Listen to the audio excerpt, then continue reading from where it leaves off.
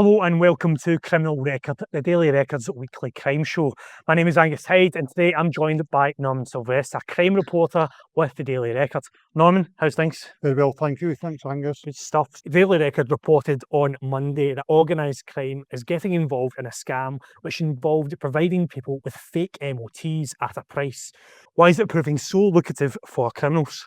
Yeah, this is a new development in the world of organised crime. It's a scam, a low-risk scam, but one that's proving quite popular and quite lucrative.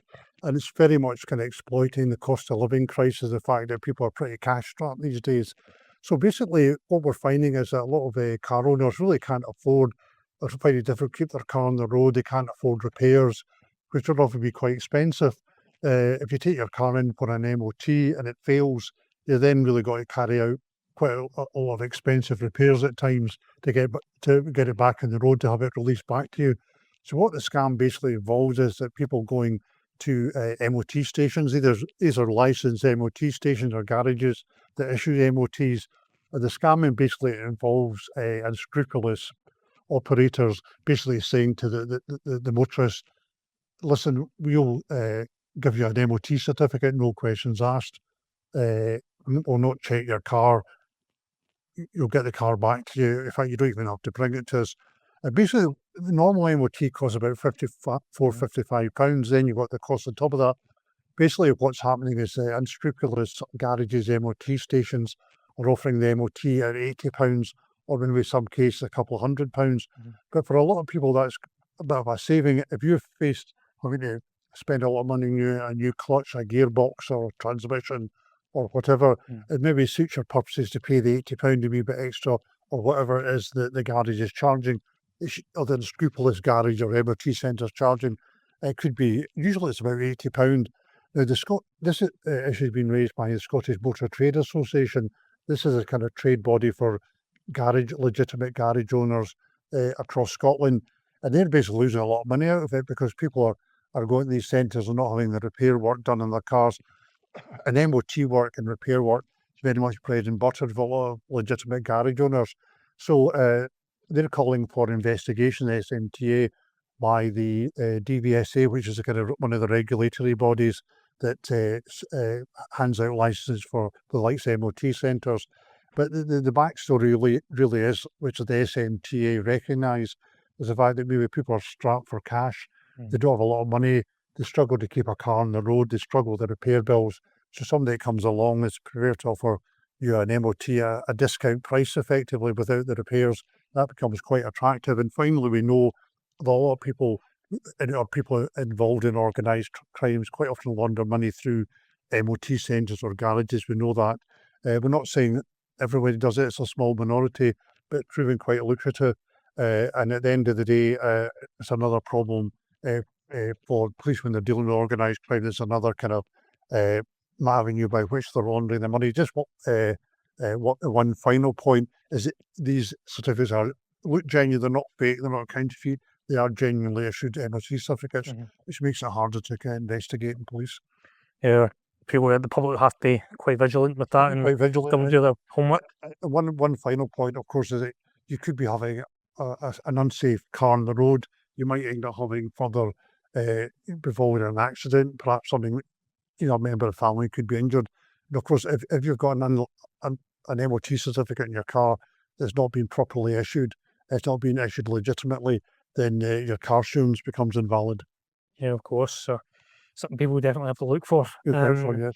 There was also the disturbing story about an investigation into former police officer Alan Greer over claims that he carried out attacks, including rapes of multiple women.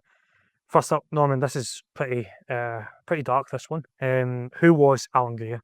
Yeah, really disturbing story, as you say. Alan Greer was a police officer, been a police officer for 17 years with Police Scotland. And this is all based on information that Police Scotland put out last week, just less than a week ago, about Alan Greer. Now, Alan Greer, originally from Australia, came to Scotland when he was about 6 years old, joined the former Strathclyde Police, went over to Police Scotland. For all intents and purposes, he'd been a good cop, well respected, well regarded, no red flags about his behaviour. He'd started off as a beat cop, doing kind of normal patrols, and then he'd been moved into training. So he was doing a lot of training of probationary officers, doing a lot of safety training from Coatbridge Police Office. So obviously highly regarded, married with a child, no red flags about his behaviour. The development was in December as woman in her 30s came to Police Scotland. She was from Glasgow, and she told them about an incident in 2012 where she'd called the police to her house regarding a disturbance. Police had come, as you would expect, to take a statement. One of the officers was Alan Greer. And Alan Greer returned to this property sometime later while off duty and has allegedly carried out a sexual assault on the woman, which she didn't report at the time, but she came forward in December. Police lodged an investigation into this particular incident, found obviously the original call out, if you like, to her house in 2012. And then from there it just escalated. They found other cases of attacks on women, some of them sex workers, women involved in prostitution. At the moment they're looking at about 8 attacks, including sexual assaults and rapes, and including attempted murders as well. He lived in Wishaw in Lanarkshire. They raided his house in sort of late April and seized a lot of kind of mobile phones. I think he had about 7 mobile phones. They found a lot of unpleasant images and videos on these phones, including inappropriate images of 2 female officers. We weren't aware that they were being filmed or photographed. So this is a big investigation. There's a dedicated team looking into it. At the moment, they're looking at 8, apart from the incident involving the woman who came forward, 8 other attacks on women, including rapes and alleged rapes and attempted murders and other incidents. And this is going to be a long-run inquiry. What we also know that Alan Greer was found dead in his home in early May. It appears that he's taken his own life, but there'll still be a full investigation, and obviously it's one we'll keep an eye on. Yeah, of course. And one question would be, like, is this Scotland's Wayne Couzens moment? Like, this is pretty substantial stuff coming out from an officer who was trusted by the public.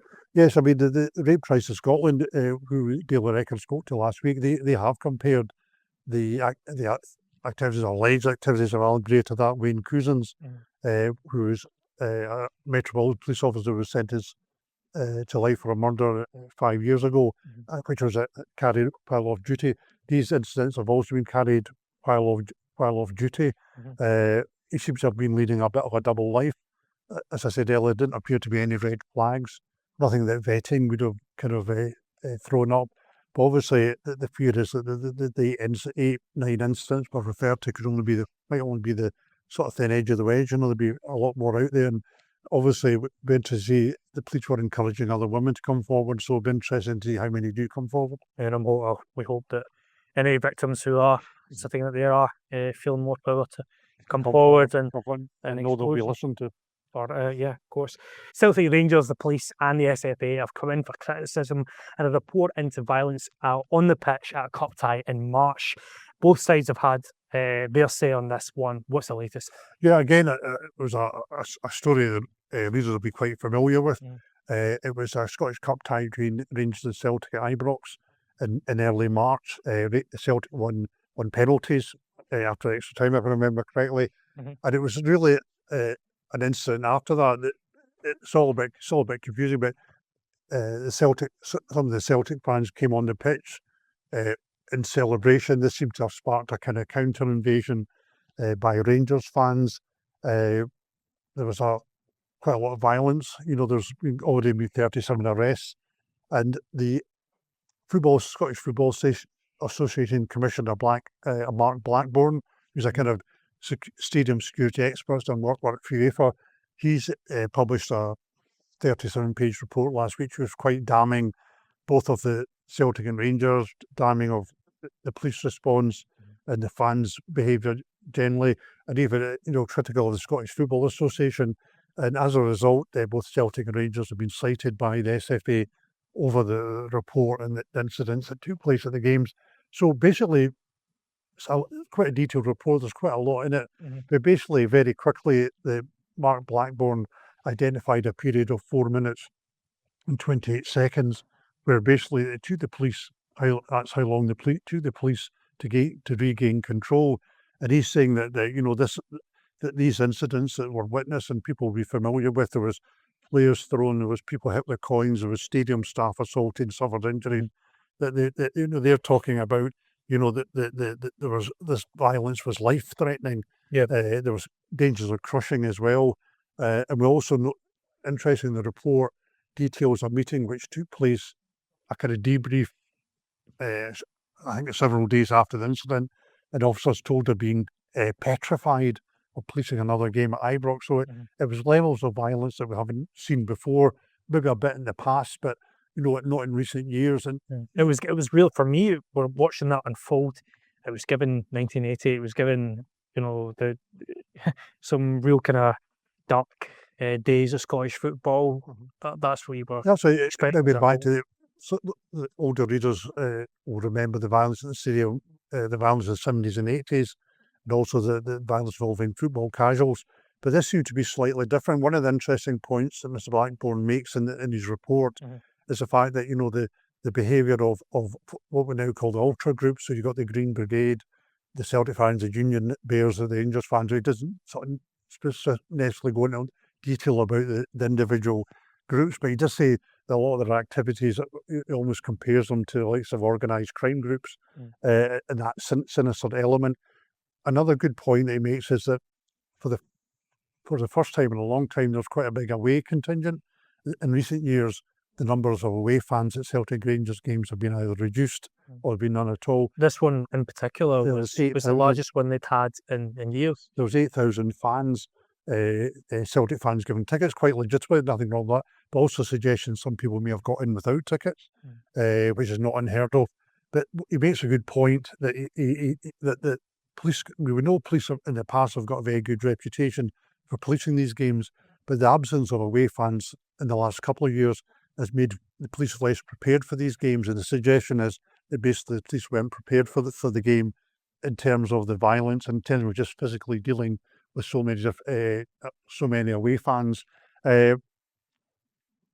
Blackburn's talking about possible sanctions, but he says SFA have suggested they've got to get a bit tougher on clubs, and that could be things like parts of the ground being closed or stadium closures altogether.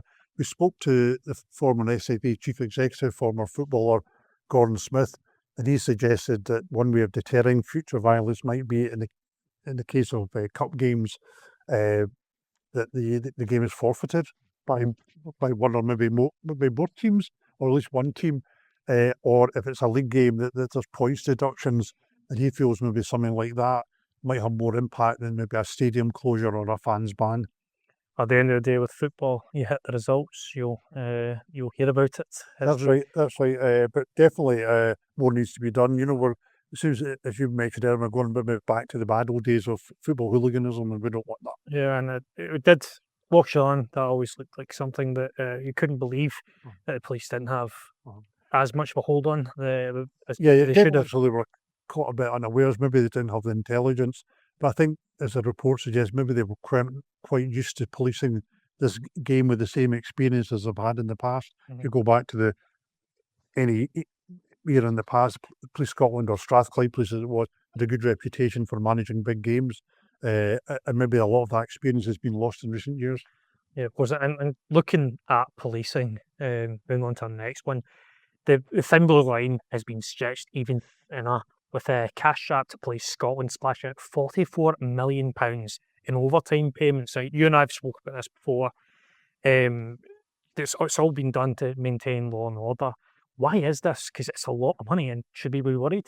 Yeah, we know that the police are short of money. They say that the budget they get from the government is not enough to police Scotland. They need more money. There's a big shortfall. Basically, the stats are that last financial year, Police Scotland spent £44.4 million on overtime. That compares to £20 million in 2006, which was just a couple of years after the force was formed. So the overtime spending, which is already quite high, has more than doubled in a decade. And they say there's various reasons, but it's a shortage of officers. But also they refer to we've mentioned again before, the ideal complement for Police Scotland is supposed to be about 17,300. At the moment, it's about 16,400. So they're almost 1,000 officers short. There's various reasons for that. But basically, the police have had a lot more on the resources the last couple of years. We've seen the Operation Branch form, which was an investigation into Peter Murrell, the CEO of the Scottish National Party. That drew a lot of resources. We've seen Operation Portalege in the last sort of 15 months or so, which was an investigation of organised crime-related violence. And I think more recently, certainly the last 2 years, we've seen an increase in street protests and counter protests, a lot of them built around anti-immigration, sort of pro-immigration protests, a lot of them built around the anti-asylum protests around hotels. So that's something that's quite new, and that's often requiring policing at short notice. Under police regulations, really required to give officers a bit of notice of coming in on their day off. And the easiest way to do it is just backfill it with overtime. So it's a reflection of maybe the crisis in policing, lack of officers, but maybe more and more we're asking more and more of our officers every day. Of course. And then we need to look at increasing their budget. Of course, yeah. But is it a case of more money, or is it a case of more boots through Tully Allen? I think it's actually three things. They need more boots on the ground, more recruits, need to encourage more people to join the police, need to increase numbers, get back to this 17,000. I think they wrote out they need more money from the Scottish Government. They've got to look at that. But we've also got to address the fact that increasingly we're asking police to do things they didn't do in the past. Yeah, of course. You know, and they've got these complex operations now. We've got a lot of fraud investigations. They don't have the chance to investigate. We know the Peter Murrell one was a very complex one, took 5 years and a lot of resources. We're seeing street demonstrations on an almost daily basis. A lot of them quite ad hoc. We see the localised street protests around allegations of sex offenders in the community, stuff like that. It's all getting quite complex, but it's drawing in police officers at quite short notice, and at the end of the day, we've got to pay for it. Of course. So moving on, the Daily Record ran a story about Jimmy Savile and a disturbing interview that he gave to a school newspaper almost 60 years ago. Now, this is one of the most heinous individuals in UK crime history. Norman, elaborate on that one for us. Yeah, again, it was a story we ran last week. A really unusual story, but kind of indicative of the type of person Savile was. We received, it was actually a reader who now lives abroad, had been going through his attic and found a copy of an old school magazine from 1969, and this was from this guy's time at Lochaber High School in the north of Scotland. And we know Jimmy Savile's got a big connection to the north of Scotland. He used to have a house in Glencoe. We lived until his death in 2011. He was a regular visitor to that part of the world. He was, I think for 34 years, he was the chieftain of the Lochaber Highland Games. He would do work in the local hospital and elsewhere. So he's well known, and it was a place he went on holiday. You know, his place he went to get away from. Remember, this guy, probably the most famous person in Britain at the time, or one of the most famous high profile. So you go away to get away from it all. And he gave an interview in 1969 to the school magazine, and it's quite kind of interesting. I'm just going to kind of read a little bit of what he said. But basically, it's done in quite innocently as a kind of sort of Q&A. These four female pupils they're sixth formers at the school, and to be fair, most responses are quite benign. They're in that kind of rather quirky Savile style. But he's asked him one question: do you have a particular message for pupils of Lochaber High School? And his response is, yes, if any girls feel their education is incomplete, they can come to me at half-hourly intervals. Now, that's quite a sinister thing to say then. I'm not sure it would be even accepted now, but because of the kind of nature of Savile, the type of way he spoke, it was kind of brushed over at the time. Nothing was done at the time. To be fair, a different era. Maybe they just took it. That was the way Savile was. But we know that Savile is a serial abuser of females over the years. And this is very much, it's often been said about Savile, him hiding in plain sight. You know, he's almost signalling the fact he is this kind of individual that exploits his power and influence to abuse people and abuse women. So quite a sinister revelation, if you like. And on the back of that, we spoke to Mark Williams Thomas, who's a former police officer turned broadcaster, criminologist. And he did a TV investigation a number of years ago It appeared on ITV into allegation that Savile this was after Savile died, was a sex offender, and it was the first to kind of reveal that he was a sex offender, an abuser of women, an abuser of children as well. Yeah, of course, and particularly horrible one to look back on. Yeah, I mean, we spoke to Mark Williams Thomas. He was saying it kind of indicates the fact that there's probably still victims out there and they never came forward. There was this big investigation, Operation U-Tree, that looked at Savile and other celebrities and resulted in some convictions and prison sentences, not for Savile, who was already dead, but we know that Operation U-Tree identified 30 potential victims of sex abuse by Savile in Scotland. Obviously, there were no criminal proceedings. And I think Mark Williams Thomas also says, it's not too late to come forward, and speak to the police and let them know what happened. Yeah, and of course, if anyone is doing that, we hope that they can find that kind of strength to do so, especially when it happens at such a formative age. Moving on, 2 Scots have been arrested down under on multi-million-pound ketamine charges. What is the latest from Australia, Norman? Yeah, again, a fascinating, dramatic story. It's relates to the drug ketamine, which is a popular, it's a sedative, but it seems to be a popular drug, apparently taken alongside cocaine often, but it seems to be a growing drug, a popular drug. It's basically an anaesthetic. It's been used in the past to sedate horses, bizarrely, but it's one that seems to be a popular drug of abuse by the sort of drug trafficking fraternity, particularly if there are people that use cocaine. So it's often used as a kind of partner drug alongside cocaine.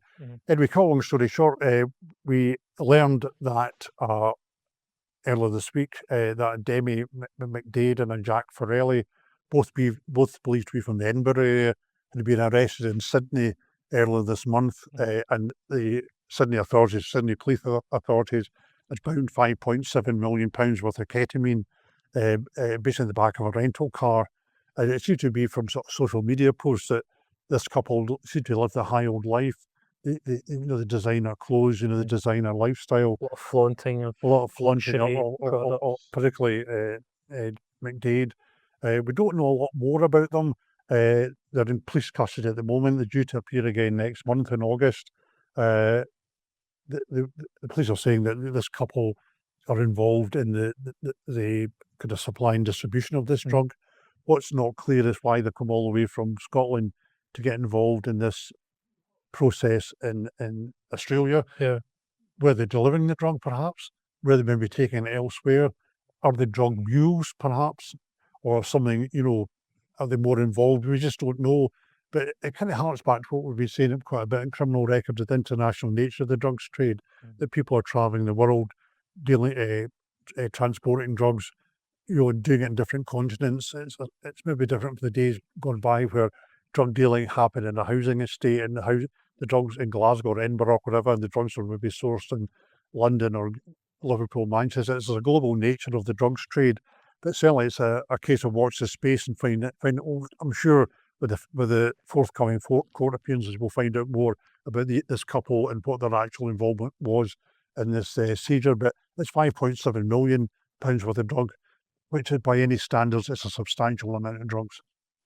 Of course, and even looking at how police are dealing with that, I saw they're releasing videos based on don't get involved in this, talking about quite a new kind of phenomenon in terms of... Yeah, the ketamine, it's been around for a while, but it just seems to have taken off. And, there's been stories about some sort of celebrities who've got ketamine issues and what have you. But, it's, they were not talking here certainly about a low-level distribution network. If it's that amount of drugs, and also there was cash found and what have you, then this is, by any stretch of the imagination, whether it was be Britain and USA, Europe, it's a major seizure of drugs by any standards. A coup for the Australian. It'll be a big coup for the Australians, and obviously I would imagine they'll be working with police authorities back in maybe Police Scotland, the National Crime Agency, Interpol, their own authorities. This will be something that will be flagged up at quite a high level. Yeah, of course. So Norman, we'll end on a particularly harrowing case, which has made the front page of the Daily Record. where a Scottish woman's body was found dumped in a suitcase in Athens. This is shocking. So Norman, who was the 38-year-old woman that was found, and what do we know so far? Yeah, an absolutely shocking case, as you say, which we broke in the Daily Record today and yesterday online. Basically, this, and we'll have more in the coming days on this story. But basically, the woman is an Elizabeth Jane Ross. As far as we know, she's from the Curry area of Edinburgh. She appears in the last couple of months been doing a bit of travelling. She was in the USA. She then went to Cyprus, and she arrived in Greece and Athens probably late part of June.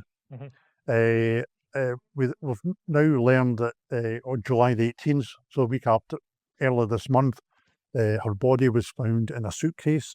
It had been wrapped under some bin bags and covered with a cloth. It was found in a derelict building in an area of Athens. It's quite popular, like Airbnb. Apparently, it's quite popular with backpackers and tourists. You know, it's a place to stay. But the body was found in a kind of derelict building by a homeless man who informed the police.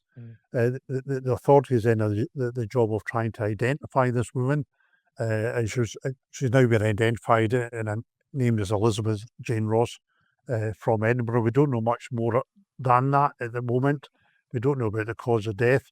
The police are ostensibly treating it as a murder investigation, but obviously we got any details of injuries, but an absolutely shocking case. What we've also learned is that somebody may have accessed her mobile phone and may have sent out text messages to her family members after she had died. Now, the suggestion is that the discovery was made on July the 18th, but Elizabeth may have been dead for about a week or so, and the body may have been lay there for some time. But there's been information come to light that somebody has accessed her phone and been sending messages to her family after the date that police believe that she may have been died or she may have killed. You know, it'll be a very distressing matter for the family. Also a major police investigation, and we'll keep everybody up to date with that. Yeah, of course, we'll bring you the latest news from this story as we get the news from Greece. It's worth pointing out that the police are treating it as a criminal act. Obviously, there'll be various post-mortems to be carried out, but I think there'll be more information coming in the next couple of days. I think we'll be able to bring more information soon. So that is it for this week's Criminal Records. If you have a question for the team, you can email reporters at dailyrecord.co.uk with the subject line Criminal Records. We'll be back next week. In the meantime, you can subscribe to listen to this podcast on Spotify or Apple Podcasts by searching for Criminal Records, or you can watch it each week on our YouTube channel. Norman, thank you very much. Thank you very much, Angus. Thank you. Thank you.